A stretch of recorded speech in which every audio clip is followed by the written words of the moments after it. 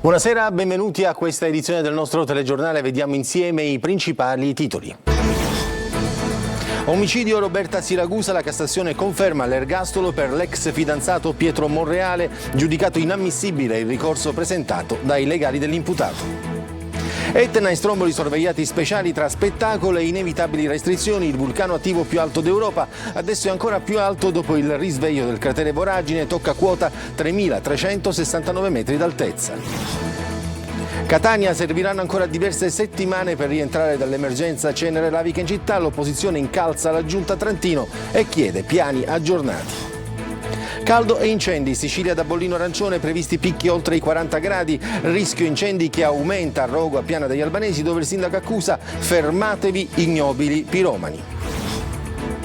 Testano una pistola sparando per strada, 4 arresti, la svolta nelle indagini grazie a un video e alla segnalazione di un residente. L'uomo sulla fune attraversa lo stretto ma manca il record. Impresa del funambolo estone Jan Rose, che però cade a pochi metri dall'arrivo vanificando il tentativo da Guinness. Calcio, 3 nuovi rinforzi per il Catania, ufficializzato Verna, si attende per D'Andrea e Di Tacchio.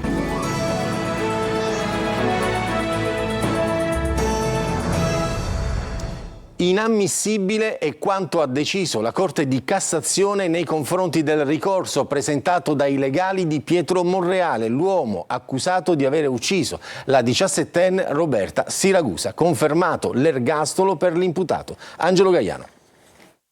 Ergastolo confermato per Pietro Monreale, accusato dell'omicidio della fidanzata 17enne Roberta Siragusa. La Corte di Cassazione ha rigettato perché è inammissibile il ricorso presentato dai legali del giovane, confermato la pena del carcere a vita per lui. Per Monreale diventa dunque definitiva la pena inflitta in appello a fine novembre dello scorso anno. L'imputato era accusato, oltre che di omicidio aggravato, anche di occultamento di cadavere. Secondo le indagini condotte dai carabinieri, il giovane avrebbe picchiato la fidanzata che aveva deciso di lasciarlo e le avrebbe poi dato fuoco nei pressi del campo sportivo di Caccamo, nel Palermitano. Poi, sempre secondo la ricostruzione degli investigatori, caricò il corpo sulla sua auto per poi lasciarlo in un dirupo a poca distanza dalla casa della vittima.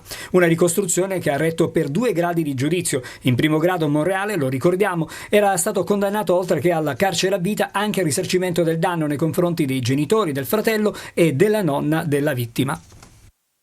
Etna e Stromboli sorvegliati speciali, 2 eruzioni in parallelo. Da un lato si allentano le misure restrittive, mentre sull'Etna si modifica la fisionomia e l'altezza del vulcano attivo più alto d'Europa, che diventa ancora più alto dopo la ripresa dell'attività del cratere Voragine. Giusy Lazzara.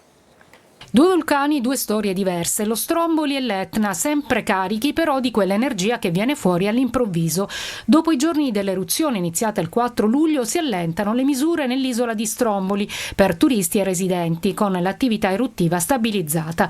2 le ordinanze del sindaco Gullo, una consente la scalata all'osservatorio a 100 metri di altitudine per vedere più da vicino il vulcano e di raggiungere Punta del Corvo, senza lasciare però i sentieri di salita al cratere. La seconda rimodula gli attracchi delle imbarcazioni sull'isola dopo lo stop dei giorni scorsi, misure che danno un po' di sollievo agli operatori turistici che temevano per le restrizioni dovute all'allerta. Abbiamo chiesto che la comunicazione venga effettuata sempre in maniera regolare sull'isola, perché si tratta di un vulcano attivo che va vissuto con consapevolezza. Sull'altro fronte, cessata l'attività di risalita sull'Etna, si registra un sorpasso in vetta. La nuova cima del vulcano è il cratere Voragine, che per il materiale lavico accumulato con le ultime eruzioni ha raggiunto quota 3.369 metri d'altezza, superando il cratere di sud-est, che deteneva il record dal 10 agosto del 2021 alto 3.347 metri. Lo dicono le rilevazioni dell'INGV di Catania. Il cratere Voragine, silente da oltre 3 anni, ha cominciato a crescere dal 14 giugno con una debolissima attività stromboliana. E la sera del 4 luglio l'attività eruttiva si è rapidamente intensificata fino a produrre fontane di lava con formazione di una colonna alta 7 km. Questo episodio parossistico è durato più di 7 ore e ha cambiato profondamente la morfologia dell'area sommitale. E da quella cenere che abbiamo visto nelle immagini ci spostiamo a Catania, dove ci vorranno diverse settimane per rientrare dall'emergenza cenere, mentre l'opposizione incalza la giunta Trantino. Giannina Ciancio dice: non ci sono piani aggiornati, l'informazione è carente. Tonino De Mana.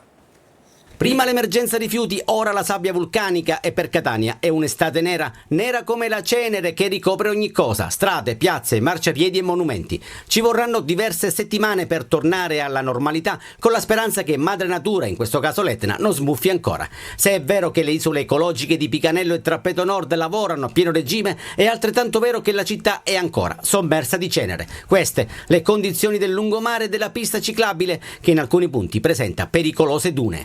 Grip test.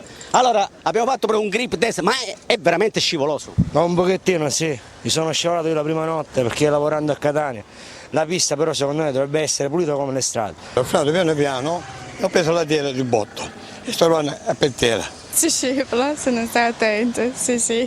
Lei ha un passo diverso rispetto al solito, perché?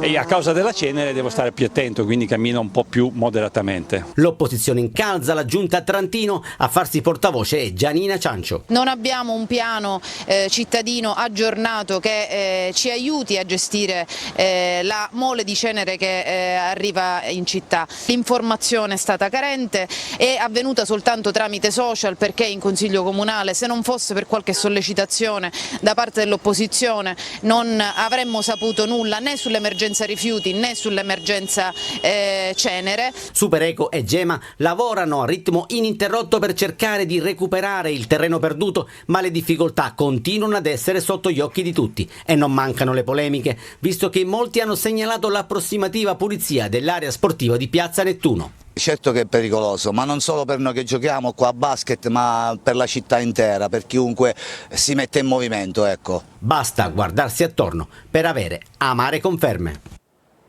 E dall'emergenza cenere all'emergenza caldo e incendi, bollino arancione per la Sicilia per i prossimi giorni, previsti picchi oltre i 40 gradi, aumenta il rischio incendi che ha già colpito la zona di Piana degli Albanesi nel Palermitano. Fermatevi, ignobili piromani, è l'accusa del sindaco Petta. Eva Spampinato. È l'ondata di calore più lunga del 2024 e in Sicilia non mollerà la presa almeno per i prossimi 10 giorni. Sulla nostra isola sono attesi i picchi più alti delle temperature, con punte di 42-43 gradi nell'entroterra. Proprio per questo la Protezione Civile ha emesso un avviso di allerta arancione in tutta la Sicilia per il rischio di incendi e ondate di calore, con elevata intensità del fuoco e propagazione veloce delle fiamme. Fiamme che ieri hanno divorato il territorio di Piana degli Albanesi a Palermo, dove un operaio della forestale è rimasto ferito.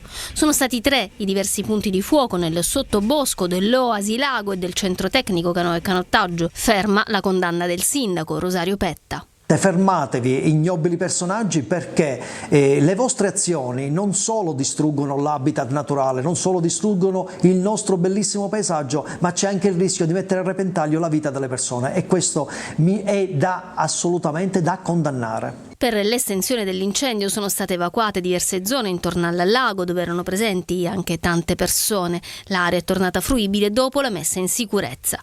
L'AFA sarà in progressivo aumento, con tassi di umidità spesso elevati soprattutto nelle zone costiere. La bolla africana disturberà anche il sonno notturno. Nuovi sbarchi tra Lampedusa e Pozzallo. A dare una mano ai soccorritori c'è anche il sindaco dell'isola delle Pelagie, Filippo Mannino. Lorena Dolci. Il suo grido d'allarme è più volte inascoltato. L'Europa, nonostante le parole, è mai così lontana da Lampedusa e dai suoi sbarchi di massa. Un'onda d'urto davanti a cui il sindaco dell'isola, Filippo Mannino, non si può tirare indietro. C'era anche lui oggi sulla motovedetta della Guardia Costiera di rientro da Linosa, che ha soccorso un barchino di 8 metri con a bordo 42 migranti, fra cui donne e minori. Anche lui a prendersi cura dei superstiti dell'ennesimo viaggio della speranza. Partenze continue, favorite dal bel tempo. 9 gli sbarchi dalla mezzanotte scorsa per un totale di 361 arrivi. All'hotspot al momento ci sono oltre 500 ospiti che presto saranno trasferiti a Bologna, ma solo per far posto ai nuovi. Le rotte portano anche a Pozzallo, che registra un maxi sbarco. Qui c'è anche la clinica mobile di Emergency che supporta le operazioni dopo il soccorso di circa 300 migranti alla deriva. C'erano persone disidratate, malati cronici, feriti, spiega Ahmed Eki, coordinatore del progetto di Emergency a Ragusa. Le storie si ripetono, ci hanno riferito di torture e detenzioni illegali in Libia, storie difficili, alcuni sono in stato di shock dopo il viaggio. Ieri sul palco realizzato con i legni dei barconi a Lampedusa è andato in scena lo Stabat Mater di Giovanni Sollima, diretto dal maestro Muti, un dramma universale in dialetto siciliano che diventa metafora del dramma dei migranti. E adesso ci spostiamo a Palermo, dove CGIL, CISL e UIL scendono in piazza per denunciare quello che definiscono l'immobilismo del comune. Al centro dell'avvertenza la mancata convocazione di un tavolo di confronto su sicurezza, spese e bilancio, ma soprattutto sul timore di privatizzazione dei servizi. Manlio Viola. Spese di funzionamento aumentate, pagamenti alle aziende partecipate, ovvero le ex municipalizzate in eterno ritardo, bassa capacità di riscossione delle tasse comunali e un documento unico di programmazione che non affronta minimamente le esigenze della città. CGIL, CISL e UIL attaccano il comune di Palermo e la gestione del sindaco Roberto Lagalla a 2 anni dal suo insediamento. Noi abbiamo provato a dire al comune che avevamo bisogno di un tavolo continuativo, permanente. Hanno cominciato a fare un tavolo, abbiamo anche voluto che questo tavolo, pure se era una data strana, che era poi un venerdì santo a mezzogiorno, ricordo la prima volta in cui siamo stati convocati, da quel momento non abbiamo saputo più nulla. Questa è una prima giornata, inizia un percorso per contrastare questo tipo di posizione che è assolutamente incomprensibile. Noi diciamo al sindaco, ascolti la città. La qualità della vita in questa città è peggiorata, non solo naturalmente negli ultimi 2 anni, ma purtroppo negli ultimi decenni. Palermo ormai è indietro nella classifica della qualità della vita in tutta Italia e i servizi si fanno attraverso naturalmente la macchina pubblica, attraverso quella diretta con i propri lavoratori, ma anche attraverso le aziende partecipate. E non bastano i punti positivi che oltre a cimitero e piano strade vengono individuati nella diminuzione del fondo spese legali e del contenzioso e nell'aumento delle ore a favore dei dipendenti del comune inquadrati in categoria C. In occasione della conferenza stampa tenuta in piazza sotto Palazzo delle Aquile sono stati denunciati tanti altri problemi. Di fatto però i sindacati temono che a fronte di questa situazione si ricorra alla privatizzazione vista dalle parti sociali come una vera e propria iattura. Quello di oggi è soltanto l'apertura di un'avvertenza che continuerà. I sindacati si sono già autoconvocati per lunedì 22 luglio a Palazzo Palagonia e in quella occasione chiederanno di essere ricevuti dal sindaco Lagalla. Forse pensavano di essere nel Far West e così decidono di testare la pistola con il silenziatore sparando per strada. 4 arresti a Catania, la polizia sequestra armi e bossoli, la svolta alle indagini grazie a un video e alla segnalazione di un residente. Si passavano la pistola di mano in mano, quasi fosse un gioco, un diversivo per trascorrere una serata diversa nel rione San Berillo Nuovo. La provano per testare la funzionalità anche del silenziatore, non sapevano però che le videocamere in quel frangente, era il 12 dicembre scorso, stavano filmando tutto. È bastata una segnalazione anonima di un residente di via Piemonte per metterli nei guai. Serate indagini della polizia hanno portato all'arresto di Salvatore Catania, Santo Roberto Ranno, Carmelo Tiralongo e Sebastian Rosario Spina. Nei loro confronti la squadra mobile ha eseguito un'ordinanza di custodia cautelare agli arresti domiciliari che ipotizza a vario titolo i reati di ricettazione, esplosione in luogo abitato, di colpi d'arma da fuoco e violazione della sorveglianza speciale. Nella strada, tra la vegetazione, vicino ad un muretto, gli agenti dei Falchi hanno rinvenuto una pistola semiautomatica con una matricola a brasa, con il caricatore priva di cartucce e con il silenziatore inserito. A pochi metri di distanza sono stati trovati anche diversi bossoli, oggetto ora di approfondimenti investigativi. Adesso c'è la pubblicità, torniamo subito dopo.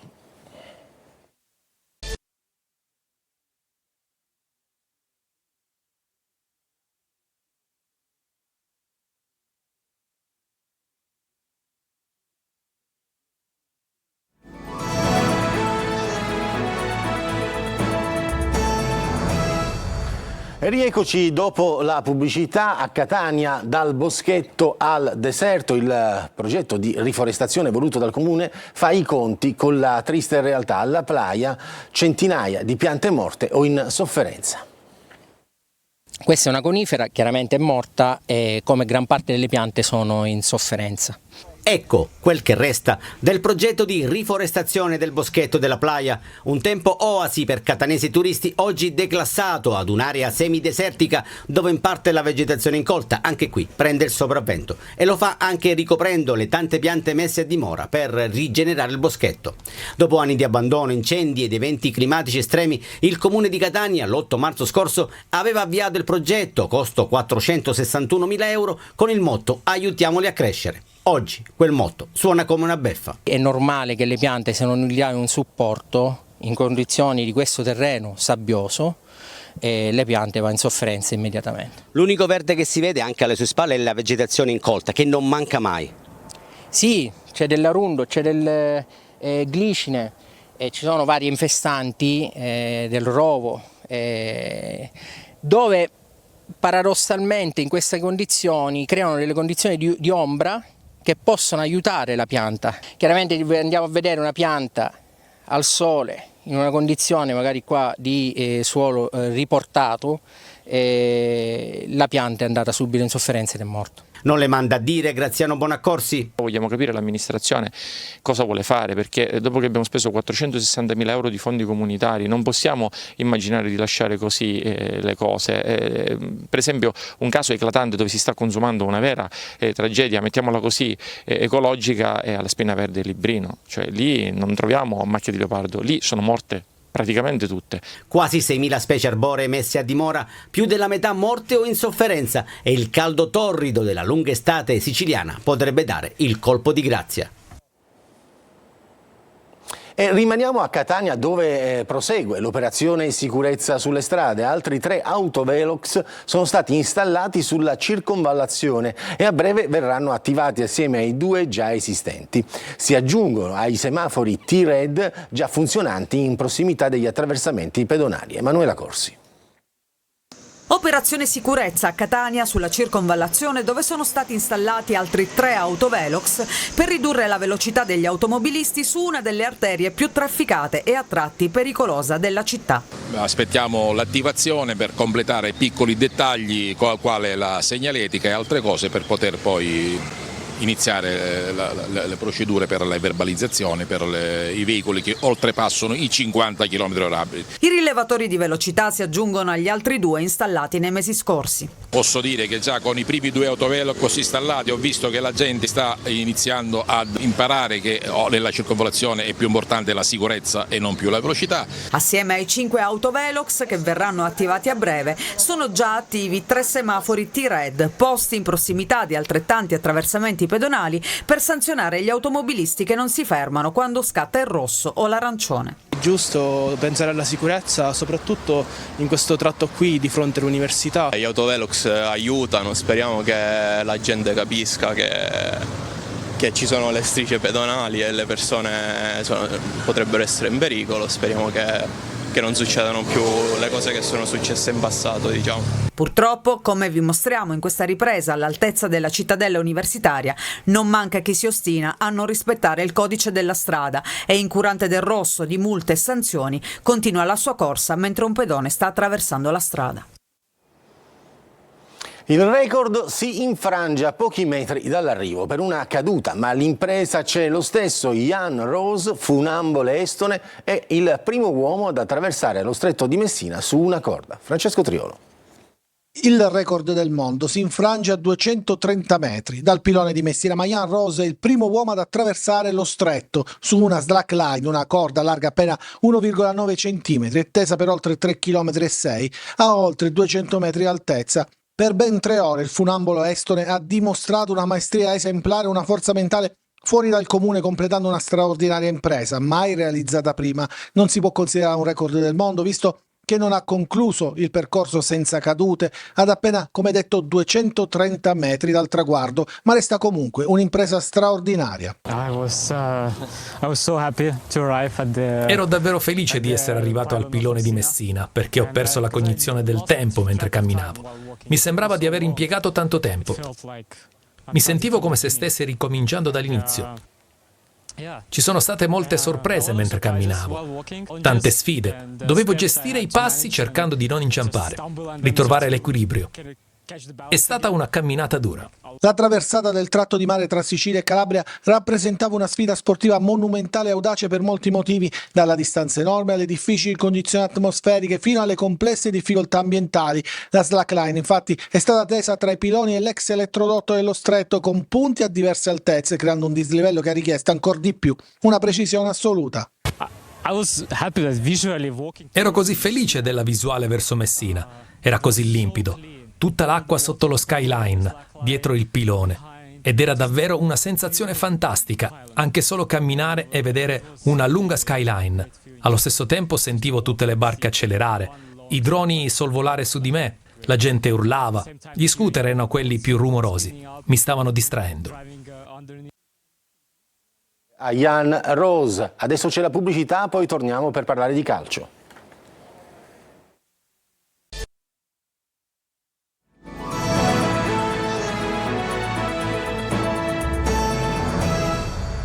Ed eccoci di rientro dalla pubblicità, parliamo di calcio. Ufficiale l'acquisto in casa Catania di Luca Verna, dovrebbero arrivare anche Di Tacchio e D'Andrea. Acquisto del Trapani che ha preso il centrocampista Carraro dalla Feralpi Salò. Giornata di ufficializzazione in casa Catania, il club rossazzurro sta cercando di completare il più possibile la rosa in vista dell'avvio del ritiro precampionato ad Assisi tra 4 giorni. Il direttore sportivo Daniele Faggiano ha trascorso anche questa mattina al telefono e alla fine ha chiuso l'ufficializzazione di Luca Verna, il centrocampista che arriva a titolo definitivo dal Catanzaro con contratto biennale d'opzione per il terzo. Verna è il giocatore che nello scorso campionato di Serie B ha avuto il maggior numero di passaggi completati con il 93% di percentuale. Verna non dovrebbe essere l'unico sul quale il Catania ha ormai chiuso le tratte. Faggiano ha definito l'arrivo anche di un altro centrocampista, Francesco Di Tacchio, giocatore che lo scorso anno a Cesena è stato un punto di riferimento per Mimmo Toscano, e quindi anche Filippo D'Andrea, attaccante, lo scorso anno al Cerignola. Sfuma invece l'ingaggio di Artistico acquistato dalla Lazio, girato alla Juve, sta in Serie B. Sul fronte cessioni, Marsura è vicino alla Ternana, Chirico piace al Vicenza. Un'ufficialità arriva anche dal Trapani, ha acquistato il centrocampista Federico Carraro, classe 92 dal 2019 alla Feralpi Salò, con cui ha collezionato più di 100 presenze. È solo una formalità invece l'acquisto dal Benevento di Nermin Karic, manca solo il passaggio delle visite. Tutto fermo in apparenza al Messina, dove si attende di conoscere ancora la sede e la data del ritiro. Nel frattempo il direttore sportivo Giuseppe Pavone sta lavorando sotto traccia per definire la rosa. Attualmente sotto contratto ci sono solo 5 giocatori. È tutto, il telegiornale si ferma qui, grazie per averci seguito, buon proseguimento di serata.